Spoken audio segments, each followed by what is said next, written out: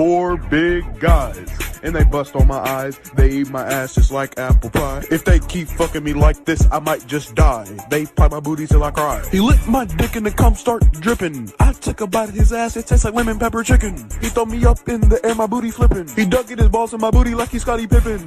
Met the nigga last night, then I rode his dick like a bike. He's so thick, he looks like a dyke, but that's okay, cause I think his name Mike Jordan. He fucked me while recording.